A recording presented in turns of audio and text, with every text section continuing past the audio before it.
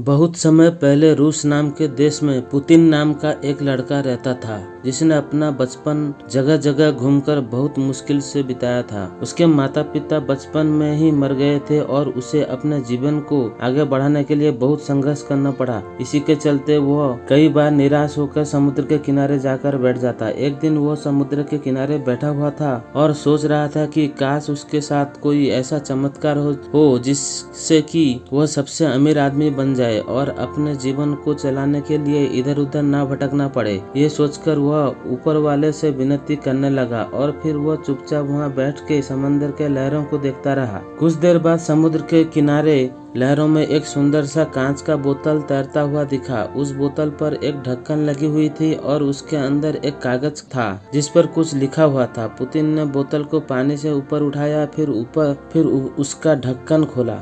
जैसे ही उसने ढक्कन खोला, उसके अंदर से एक बहुत बड़ा जिन बाहर आया। ये देख के पुतिन डर के मारे रेत पर गिर गया। तभी उस जिन ने उसे उठाया और कहा, क्या हुक्म है मेरे आका? डरो मत, मैं आज से आपका गुलाम हूँ। मैं आपका तब तक गुलाम रहूंगा जब तक मैं आपकी 3 ख्वाहिशें पूरी नहीं कर देता। मैं आपकी 3 ख्वाहिशें पूरी कर सकता हूँ। जिन की बात को सुनकर पुतिन समझ चुका था कि उसे एक ऐसी जादुई चमत्कारी चीज मिली है जो उसकी ख्वाहिशों को पूरा कर सकती है और उसकी किस्मत बदल सकती है। उसने जिन से कहा, अच्छा, तुम मेरी ख्वाहिशों को पूरा कर सकते हो? जी हाँ, लेकिन मैं आपकी सिर्फ 3 ख्वाहिशें पूरी कर सकता हूँ। पुतिन ने अपना पहला ख्वाहिश मांगा। अच्छा, तो मैं सबसे पहले ये चाहता हूँ कि तुम मेरे लिए एक ऐसा आलीशान घर बनाओ जो दुनिया में सबसे बेहतरीन हो। उसके अंदर सोना चांदी हीरे जवाहरात और बहुत सारे रुपए पैसे भी हों, जिसे देखकर हर एक इंसान की आंखें फटी की फटी रह जाए। इसके बाद वह जिन गोल गोल घूमने लगा।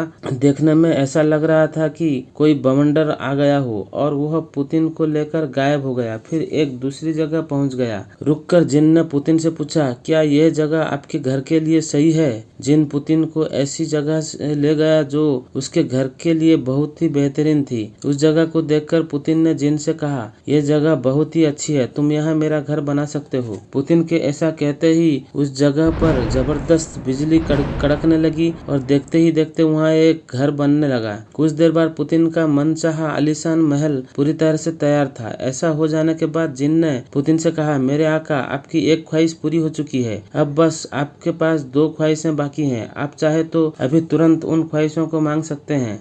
पर पुतिन बोला, नहीं नहीं, अभी नहीं, मैं तुम्हें बाद में सोचकर कोई ख्वाहिश मांगूंगा। अब पुतिन के पास अपना महल था जिसमें वह बड़े आराम से रहने लगा। अब उसके पास नौकर नौकरानी और खाना बनाने के लिए बेहतरीन रसोइये भी थे। अब पुतिन सोचने लगा कि उसे दूसरी ख्वाहिश क्या मांगनी चाहिए। ये सोचकर वह बाजार की ओर चला गया। बाजार में उसने कुछ ऐसे बच्चों को देखा जो भूखे थे और दूसरों से खाना मांग रहे थे। उन बच्चों को देखकर पुतिन को अपनी बात याद आ गई। एक समय गरीबी में उसे भी इसी तरह रहना पड़ता था, इसलिए वह उनको देखकर उदास हो गया। वह उनके लिए कुछ करना चाहता था, इसलिए वह अपने महल गया और जिन से बोला, मैं अपनी दूसरी ख्वाहिश मांगना चाहता हूँ। जी हुक्म करिए मेरे आका। पुतिन ने अपना दूसरा ख्वाहिश मांगा।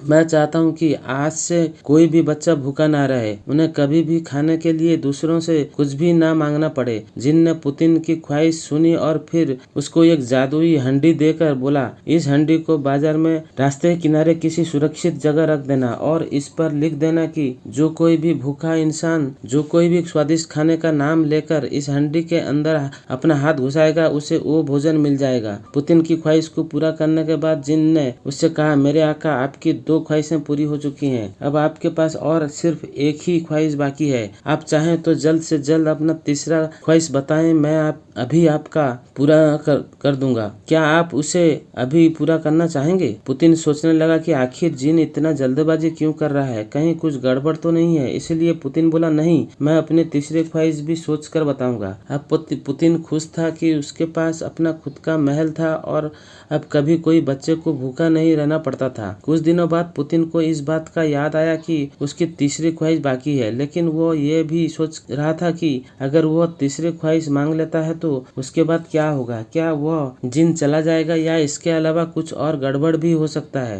अब पुतिन यही सोच रहा था कि इसके आगे क्या होने वाला है, तभी उसे अचानक याद आया कि उस कांच की बोतल में एक कागज था जिस पर कुछ लिखा हुआ था। वह तुरंत अपने बोतल को खोजने लगा। जैसे ही उसे वह बोतल मिला, उसने वह कागज बाहर निकाला और उसे पढ़ने लगा। उस कागज में लिखा था, कोई भी व्यक्ति इस जिन से 3 ख्वाहिश मांग सकता है, लेकिन तीसरी ख्वाहिश पूरी होते ही उस व्यक्ति हमेशा के लिए इस बोतल में कैद हो जाएगा और ये जिन हमेशा के लिए आजाद हो जाएगा। यह पढ़ते ही पुतिन घबरा गया। अब वह डरा हुआ था और बार बार सोच रहा था कि वह आगे क्या करेगा।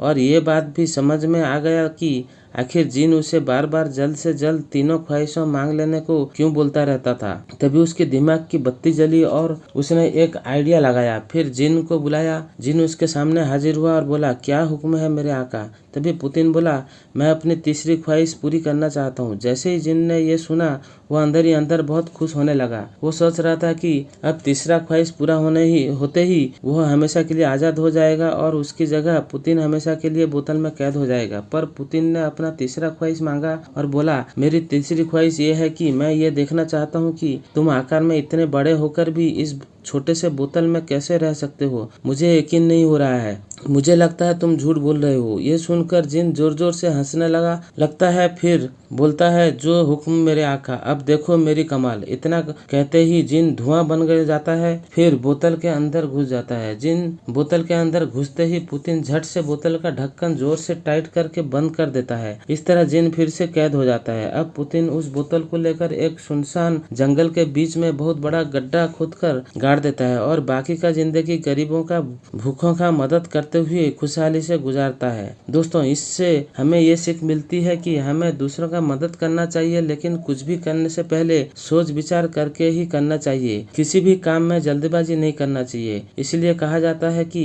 जल्दबाजी का काम शैतान का होता है। दोस्तों, अगर हमारी ये कहानी अच्छी लगी हो और आगे भी इसी तरह की कहानियाँ जाननी हो तो हमारे इस चैनल को सब्सक्राइब जरूर करना। धन्यवाद।